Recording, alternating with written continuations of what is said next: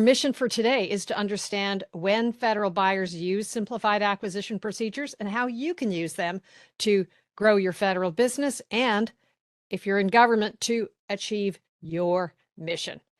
So let's jump right in. We're going to cover what simplified acquisition is, why it's important, when buyers use simplified acquisition. We're going to talk about the numbers, how much gets spent, where set-asides for small business fit in, what kinds of things people are using simplified acquisition procedures to purchase, how it works, some highlights, not all the details, where you find the opportunities and the details, and then Q&A, and I'll have some resources for you. If you have questions, please drop them in the chat. I'm happy to be interrupted as we go along, as well as take questions at the end. And if we don't get to your questions live, there'll be information where you can contact me on LinkedIn or other ways or book a call. And so let's get in. Our federal buyers are all asking themselves these 4 questions, whether they tell you this or not. Here they are. Do I know you? Do I like you? Do I trust you? And how can I get to you? Simplified acquisition answers this question, how can I get to you, if those other 3 things are true? Because our federal buyers have 2 things that they need. They need stuff, products and services, and they need legitimate, expedient ways to get stuff. It is our job as buyers, it's our job as vendors to come to the party with answers to both of those questions and be able to start the conversation. Buyers still get to choose how the purchase is taking place, but putting yourself in the buyer's shoes when you're having those conversations can really help. So what are the 3 things federal buyers want most? You want to write these down. You master these 3 and tell me if this is right. Drop it in the chat if you're on the buying side. Here they are. Follow the rules. Make it easy. Make me look good. Give me a yes in the chat if these all sound like things that you really wish your vendors would have in mind. And if you do these 3 things, you're going to at least be somebody that people want to talk to. Michael says yes. Thank you. Exactly right. So what did the federal government spend last year in contract awards? $758 billion. And 65% of that, over 65% of that, was competed one way or another. And so how do we get at some of that a little more easily? Simplified acquisition is one of those tools in the kit for buyers and sellers to connect. So why is simplified acquisition important? These procedures were created to reduce administrative costs, improve opportunities for small businesses to participate, improve efficiency and economy in contracting, and just make things easier. It's not only how small business can win big, it's how everybody can win big. So simplified acquisition, think about it as one of the easier buttons. Warranted federal contracting officers have the authority to purchase goods and services using streamlined procedures, using minimal competition, or in some cases, even something that is or is very close to sole source, following the rules in Federal Acquisition Regulation Subpart 13. If there's one thing you write down and take away, bookmark FAR Part 13, make yourself a commitment to at least skim that part of the table of contents and become familiar with where to find answers and details there. It includes, but is not limited to, micro purchases.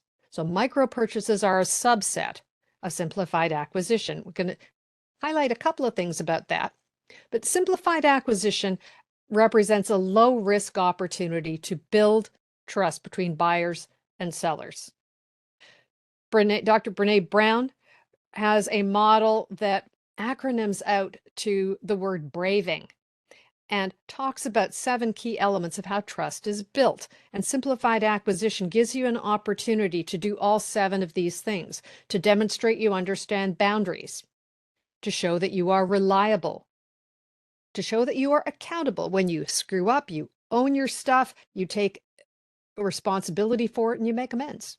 The vault, to show that you can practice confidentiality as appropriate, that you can behave with integrity, that you can be non-judgmental. We're all human here, and not make assumptions about things you don't understand, and generosity, to behave and appreciate others in a way that suggests that you know they're doing the best they can. So those elements of trust, each one of trust is built based on one small interaction at a time. Think of it as putting marbles in a jar to fill up your trust jar. All the things that are involved in winning smaller contracts are a way to build that store of trust. And so think of it that way. Top of mind question for people on this webinar: can simplified acquisition be used for construction? Yes.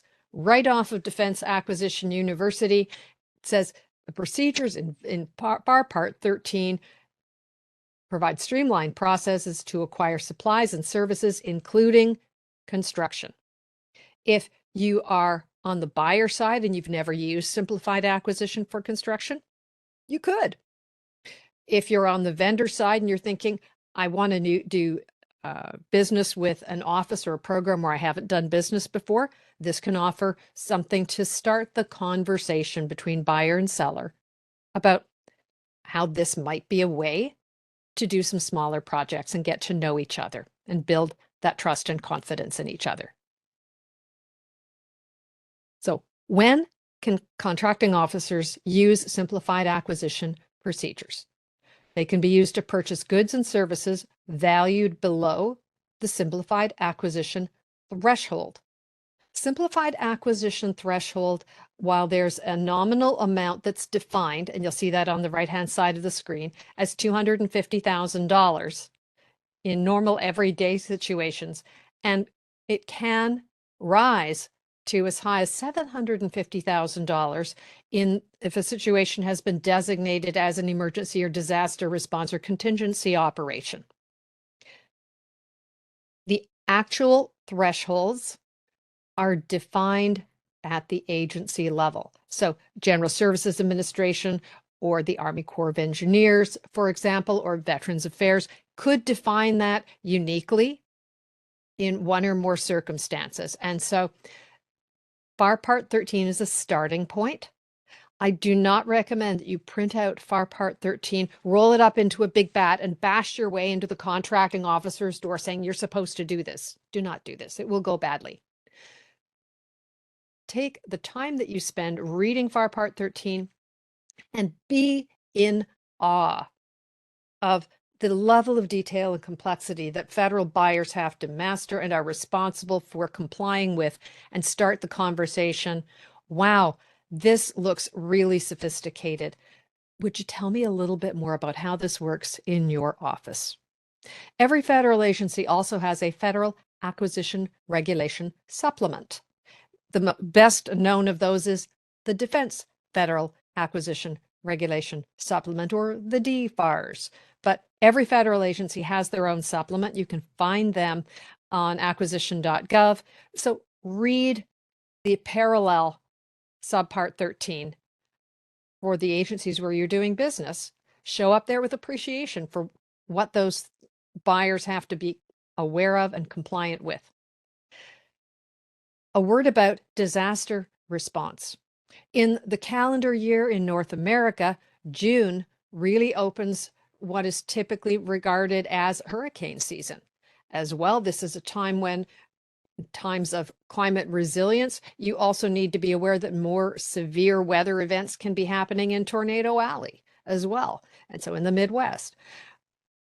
The ability to participate and offer expertise and recovery services has everything to do with whether you build relationships long before something happens. And so, especially as you get into the spring of the year, it's a great time to start conversations to make people aware of, if you're on the buyer side, what kinds of things you might need in a big hurry, and on the vendor side, how prepared you are to offer products and services and get them and get yourselves and your team to where someone needs help in a big hurry. And I'll just put a pin in that, and I'd love to tell you more about that another day. That when we were preparing for this was a topic that I know some of you are interested in. I would love to speak with you about it in detail if you like. When can contracting officers use simplified acquisition procedures, not only to purchase goods and services below the simplified acquisition threshold, but after considering mandatory sources of supply, including GSA schedules, other indefinite delivery, indefinite quantity contracts, or other established contracts that may be in place. So they've got to think about what are all the other ways that I could do this by, say they thought about it before choosing to do this. This is the choice the contracting shop has. Just because they can do this does not mean they shall do it. Be aware of that. 2 keys to success from top federal vendors: start small, be persistent. And micro purchase and simplified acquisition are ways to start small and build trust. I have here a QR code that links to the webinar that we have done before with great detail on micro purchase. Super powerful, super cool stuff that's under $10,000. I'm going to give you a quick highlights here and then offer this code again in the resources section at the end. Micro purchases are a subset of simplified acquisition. Micro purchase highlights, and I want you to read the details. The contracting officer has power, options, and responsibility. Their purchase and payment procedures are this far. They can use any acquisition method described at subpart 13.3. They can add provisions. They have a lot of flexibility. And they must consider mandatory sources of supply. But if you can solve a problem, offer a scope, do an assessment, provide some education for less than $10,000, having ideas for how to solve someone's problem with a micro purchase could open the door or start a conversation. Purchase guidelines are at FAR 13.203. To the extent practicable, the contracting officer needs to kind of share it around. So don't expect that you can always win, not realistic. And micro purchase can be awarded without soliciting competitive quotations if the contracting officer or the appointed individual considers the price to be reasonable. So reasonable price allows a purchase with low documentation requirements. Purchasing guidelines concerning price are also here at 13.203, and there's details about when they don't have to think about price too much, and you'll want to be familiar with these rules and take a little bit of time to talk to your buyers, talk conversations between buyers and sellers about how this works for them in their office in real life. There are over 80,000 federal acquisition professionals in the federal government, and it would be reasonable to assume that there's about 80,001 interpretations of the federal acquisition regulations. Everybody does it their own way. They're doing it in the way that helps them follow the rules and be safe. How big is a micro purchase? In federal civilian agencies and DoD, micro purchase can be valued up to $10,000. In disaster response or contingency operations, up to $20,000 inside the United States and up to $30,000 OCONUS. What do federal buyers use micro purchases to buy? Things like micro consulting seminars, data analysis, reports, operational assessments, training, workshops, lunch and learn.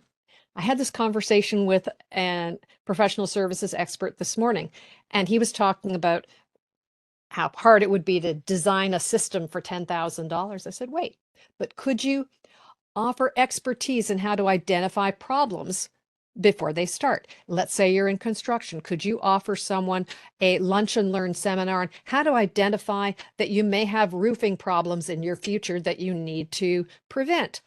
Sure, you do that all the time. Imagine somebody paying you to provide them with education on how to look out for signs that you should be doing some prophylactic maintenance, some preventative care. Think about that, because somebody could pay you for that expertise. Where are micro purchases advertised? They're not. These are a relationship sale. These are opportunities.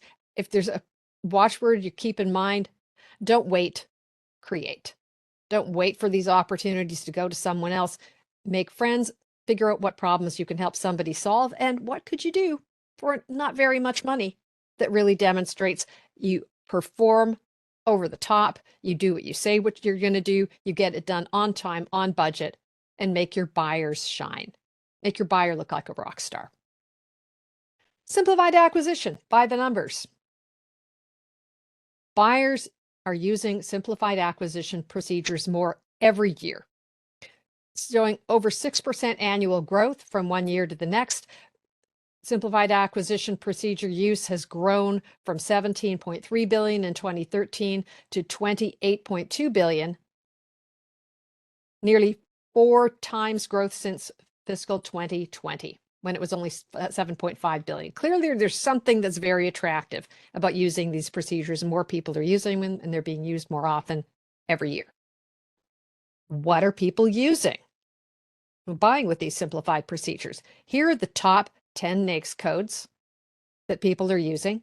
73% of simplified acquisition spend today is for services other than construction. Flip it over. 25% of that spend is being used for construction, and more could be used. This is very much a question of what a buyer feels comfortable doing. Have the conversation. If you are a federal buyer or program manager and you're not familiar or that comfortable with simplified acquisition, because of the way the rules are set up, simplified acquisition is also set up to be a tool to encourage contract awards to small business. And that means that the person, your point of contact in the Small and Disadvantaged Business Utilization Office or Office of Small Business Programs, or OSDBU, the OSDBU, the person there is, and the people in that office are certainly going to have expertise or be able to point you to somebody who's got deep expertise in the ooey gooey details and can have a conversation with you outside of the public eye so you can get a little more comfortable with how this works without feeling vulnerable and feeling like you don't know your stuff. Of course, you know your stuff. You're very good at what you do. Oh, my buyers on the federal side.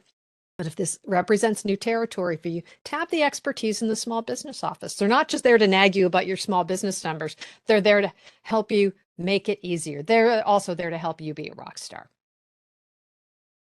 Hey, big spenders, who's spending all the money on simplified acquisition procedures?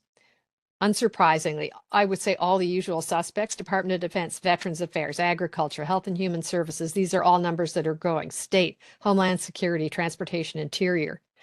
And all of these that are highlighted in yellow, they have been growing since 2017.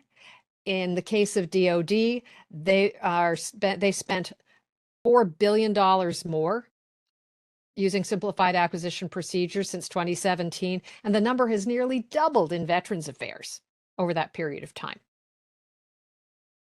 Understand the numbers. Do buyers use simplified acquisition procedures more at fiscal year end? The answer is a big fat yes. Not surprising. There's not only do things, we're human, things get left to the last minute. Congress also often delays opening up funds or operates on continuing resolutions that limit when funds can be spent, which means that sometimes the money isn't available till later in the year. So look at that number. Unsurprising that more of these procedures get used in the last quarter of the fiscal year. That means that the time to have conversations between buyers and sellers about simplified acquisition is in a quarter that's not the federal fiscal year end. So second quarter, third quarter of the year, in January, February, March, April, May, June, great times of year to just say, hey, how might this work? Is this a feasible way to do a project together? How often are simplified acquisition procedures used for one-off purchases versus to make payments or award tasks under bigger contracts? Nearly 2/3 of the spending using simplified acquisition procedures are for one-off purchases. So those small projects and jobs, perfect spot to consider using these procedures. And this is in fact how people behave in real life. These are numbers from last year. The percentage in 2023 of simplified acquisition spending that was set aside or sole sourced for small business was 48%. Nearly half of the spend using those procedures went to small business, and that was up from 32% just a year before. And so Policymakers who intended simplified acquisition to help send more opportunities to small business have reasons to be happy about that. Now, flip it over. That still means that even if your business is large, you actually still have a little over half of that spend. That 52%, thank you very much, was not set aside for small business. And so small simplified acquisition procedure awards are made to both small and large vendors. That's the takeaway from this slide, from this data. Number of offers received. Take a look at this data and realize what this tells you. This is all pulled from sam.gov contract data past awards. When you look at how much competition there was, 30% of simplified acquisition procedure awards were made on one offer only. So it was put out there, there's going to be a simplified acquisition. It wasn't set aside, but there was only one offer. 59% were made based on up to 3 offers.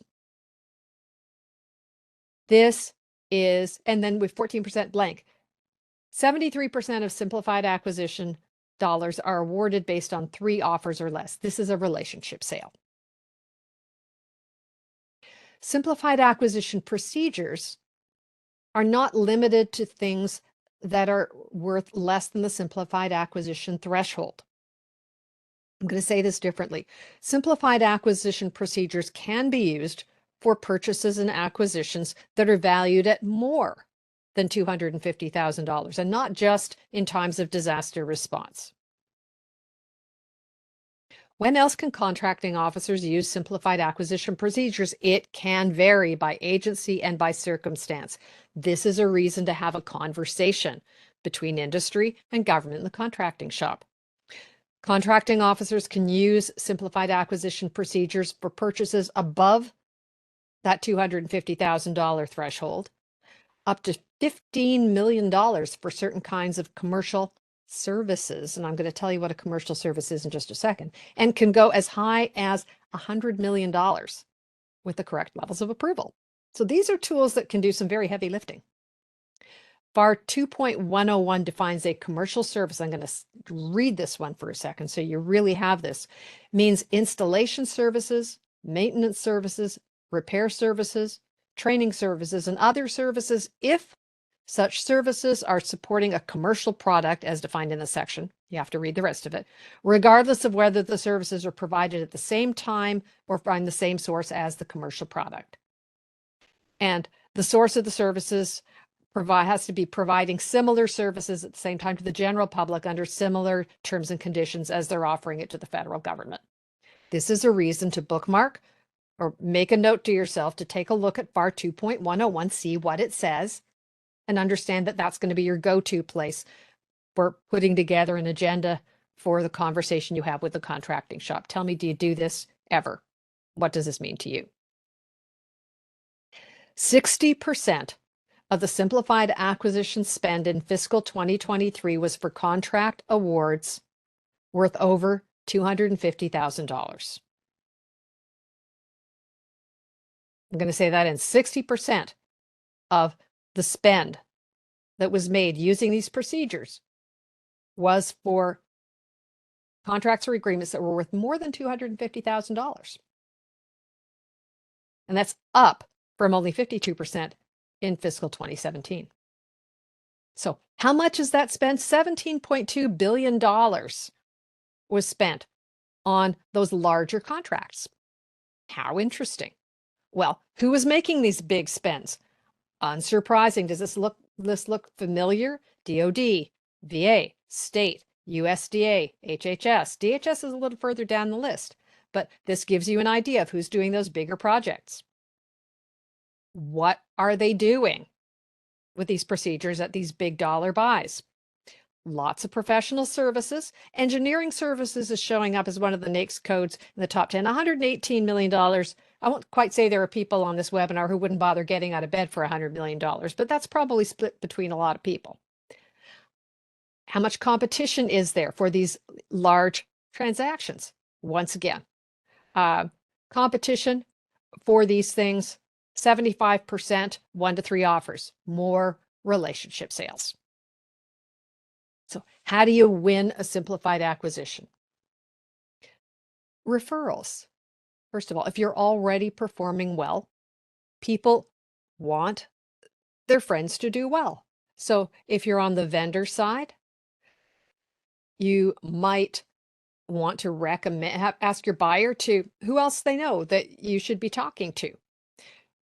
Most federal buyers do not wake up in the morning thinking, how could I dump a bucket of cash on Whitney's head? Now they should, but they just don't. By asking for the referral, they go, oh yeah, Whitney's performed well. I'd love to make sure that he's got lots of opportunities to grow and be strong. And I want to make sure my buddy also has the benefit of his expertise and performs well. I'm happy to make that introduction. You have to ask. Performing well, continuing to show up and bring value. Of course. How do you work with simplified acquisition if you haven't before? You might have a colleague who, if you're on the government side, who's done a lot of work in simplified acquisition. They may be willing to share, yeah, here's how we do it. And here's how this is really easy and it's never gotten us into trouble. And we've always been able to spend our money at fiscal year end. I challenge you, drop in the chat. Who here has ever had suddenly a chunk of money and someone said, all right, can you spend this before the fiscal year end? And you've got less than 4 weeks to go and you're going, if only I had a way to do this. Has anybody ever had money lapse or give it away to somebody else because you didn't know how to spend it? This can help you solve that problem. Be able to offer best value as well as great price, sometimes being the people who are there and able to respond quickly. All of these can be reasons why a simplified acquisition procedure could work well for you. It's a relationship sale. Remember that your federal buyer is more than one person.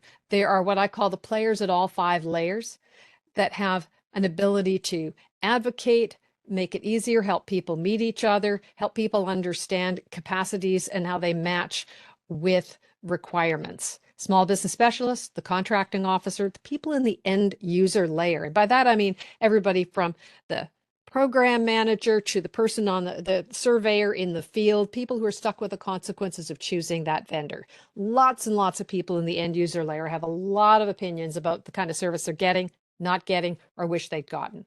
So build lots of relationships there. The stakeholder, that's your base commander, your CIO, your district engineer. Those folks are typically often not in the room when you get chosen, but they are the first ones who are going to be on the front page of the Washington Post below the fold if things go tango uniform.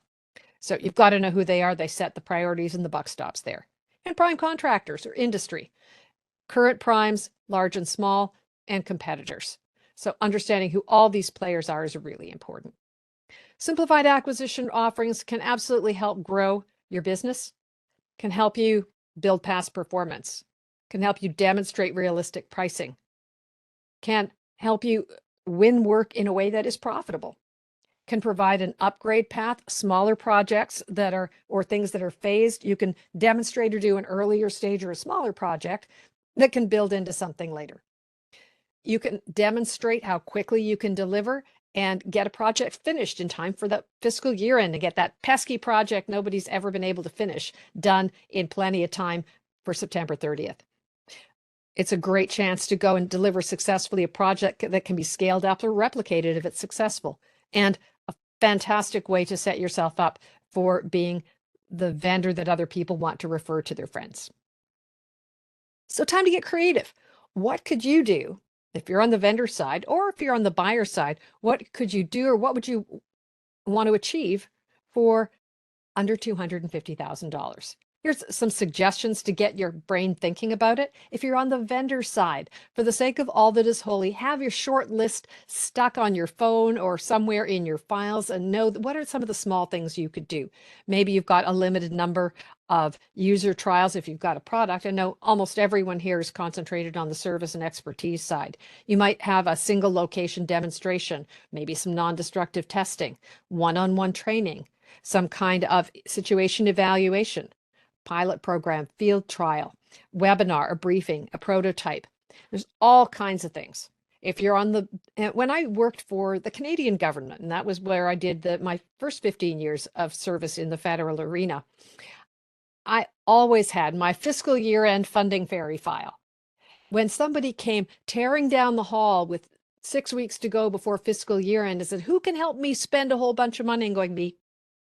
I always had the project definition set, 3 vendors I could compete it with, the one who'd been talking to me the whole time about doing the project. I'm not alone. I always knew how to spend money at fiscal year end, and smart buyers also are set up for that. And if the person that you're talking to in a federal agency has never really thought before about what would they do if they got money at the last minute, again, have that conversation in the early part of the calendar year so you can circle back and say, I'm ready for you. So simplified acquisition represents an opportunity to grow. This is why it's awesome for vendors. The simplified acquisition is supposed to be set aside for small business if the acquisition's under $250,000. It doesn't always happen, but small business gets the first shot. It signals that a buyer is willing to put money and a signature on the line and demonstrate they trust you. You can do some creative projects and small things.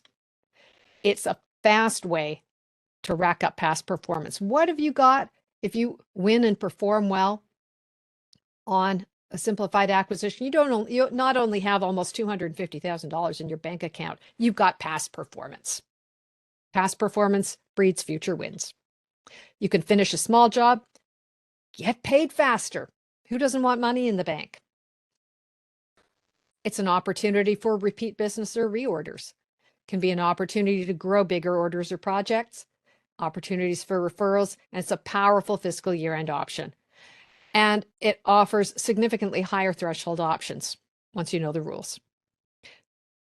For buyers, simplified acquisition is simply awesome on account of speed and low risk. In short, lower dollar value means lower risk. There's flexible, faster solicitation options, less documentation required. We're sole source, which can happen. Contributes to meeting small business goals with a lot less pain. Establishes newer supplier trust levels. Solves fiscal year-end spend problems. It also can represent risk. Buyers cannot unbundle a bigger purchase. Do not break $1 million job into 4 or 5 parts. Do not ever think about it. Buyers are encouraged to seek 2 offers or more from other than the previous incumbent. Don't always see the same hands. Repeat purchases under that threshold suggest that maybe a bigger contract vehicle it's time to consider something else. Prices have to be reasonable, and they've got to consider mandatory sources first. Can doesn't mean shall. May doesn't mean shall. So they may use these procedures. They don't have to. This is their choice. Simplified acquisition can be vulnerable for vendors. Don't ever propose breaking a big project into smaller bits that are under threshold. It breaks the rules. You don't ever want to do that. You can't win them all. Expect that you're going to have to share the opportunities around. This happens at the discretion of the CO or KO, contracting officer.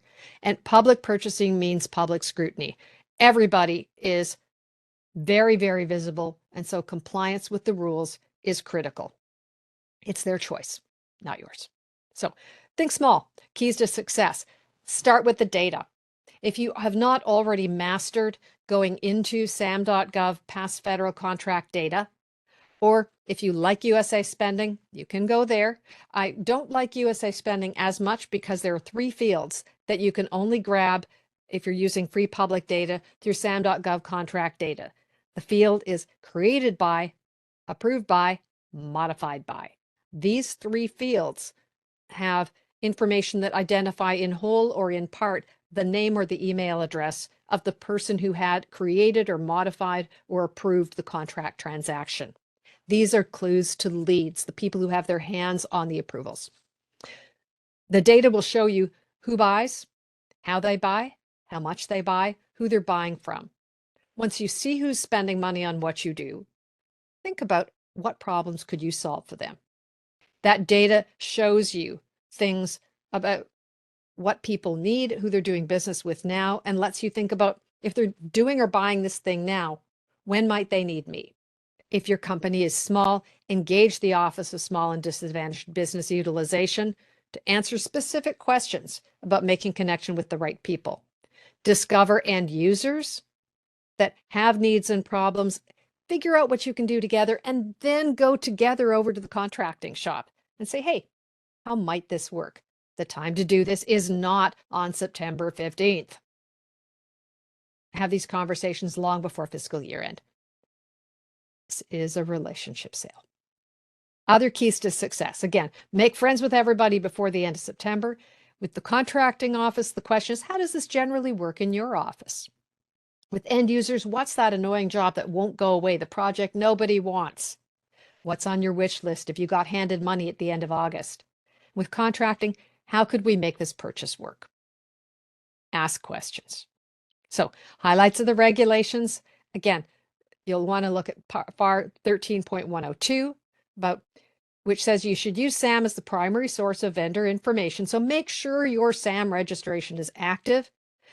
Go in twice a year, not just once a year, just refresh it because you can. It will also keep people from sending you solicitations, nagging you and providing distractions and wanting to sell you things you don't need. And especially if you offer products, but if you have labor rates, make sure that the information on your website and your capability statement is up to date and aligned. There does need to be competition provided under certain rules and certain thresholds. Pay attention, realize what has to happen and when, and talk to contracting about that. There's less requirements for putting everything on SAM in certain kinds of situations. So learn when those are and be aware that you're not just going to be waiting for something to be published. You're going to be working with someone who's going to be telling you, here's what we're doing and how we're publicizing it. And here's where you want to make sure you're ready to put your offer out there. Considerations include whether or not the item or service you need is available, whether electronic commerce is available, whether there's an urgent purchase, how big the purchase is, and how familiar somebody is with price reasonability. Sole source can be done with simplified acquisition rules, and there's different levels of authority depending on whether it's under the simplified acquisition threshold, under 15 million, over 15 million, but less than 75 million, or over 75 million. But the authority is there. It just takes more people to buy in to be able to say, yep, we can do this. We can use this procedure to sole source. Price reasonability doesn't have to be the primary consideration if somebody's putting together an indefinite delivery, indefinite quantity contract with lots of players, but then that also means that the task orders have to consider price reasonability under that contract.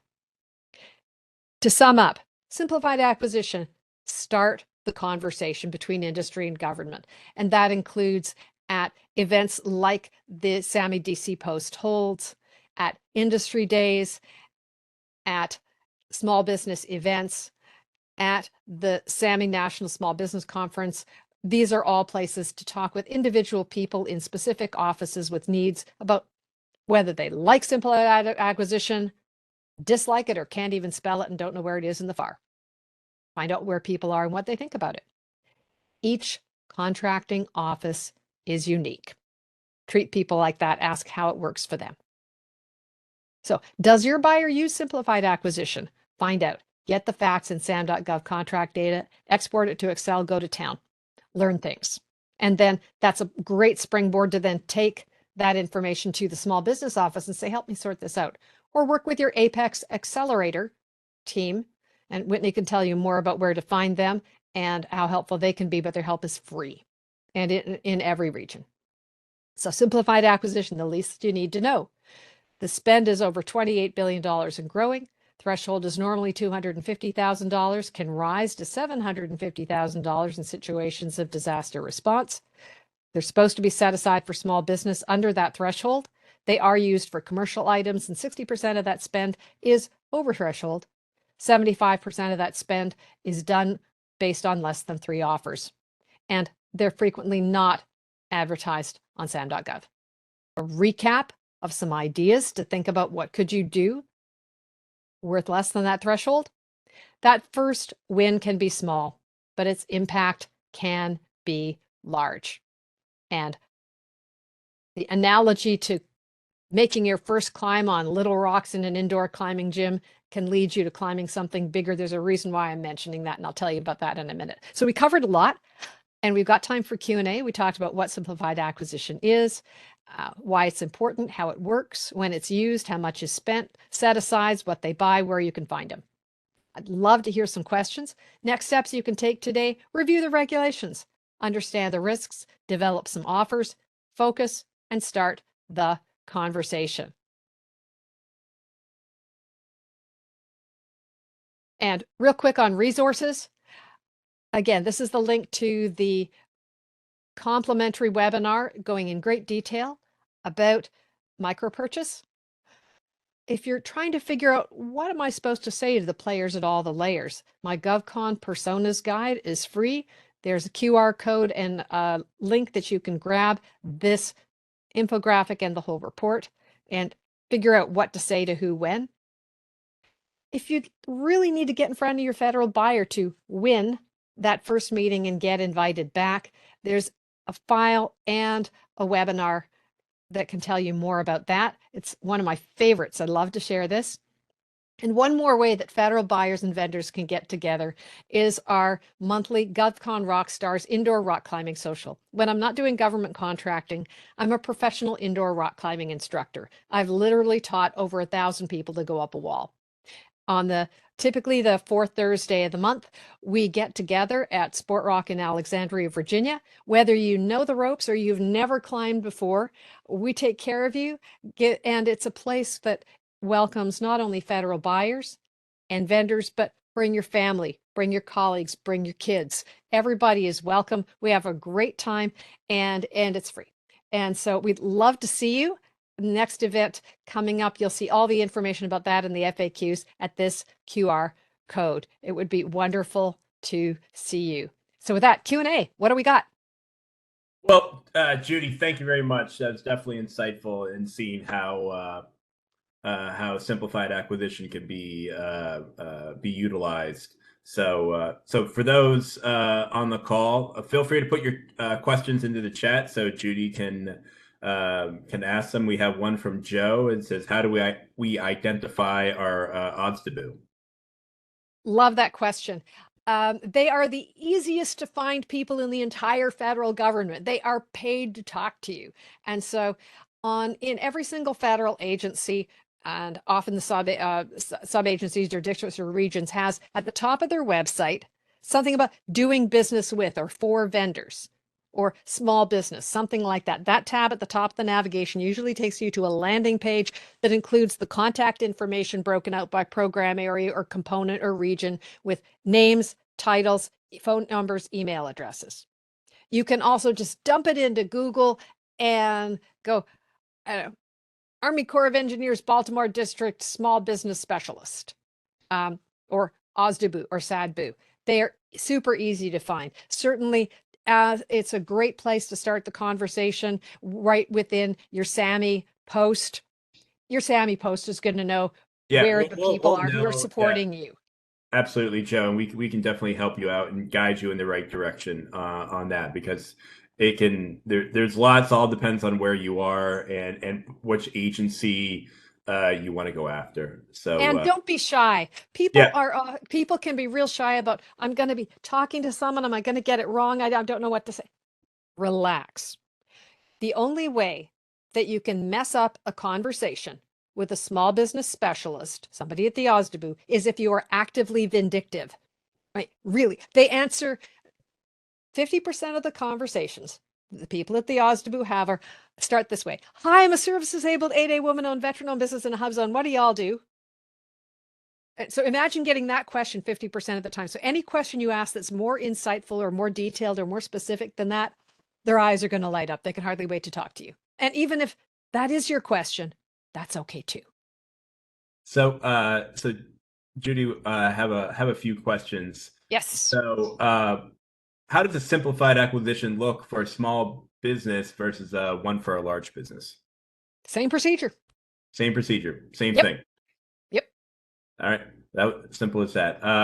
So if a government agency has to bid out wants to bid out a potential project via simplified acquisition, how can I make sure that my firm has the winning bid?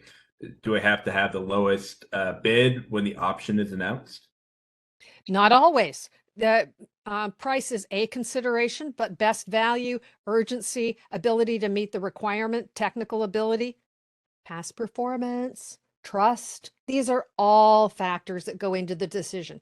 If you see a synopsis or something that if the first place you see an acquisition, an opportunity is online, there's less than 30 days to go, and you don't know the buyer, you don't know the budget, you don't know the incumbent, you don't know the history, your odds of winning are in the single digits.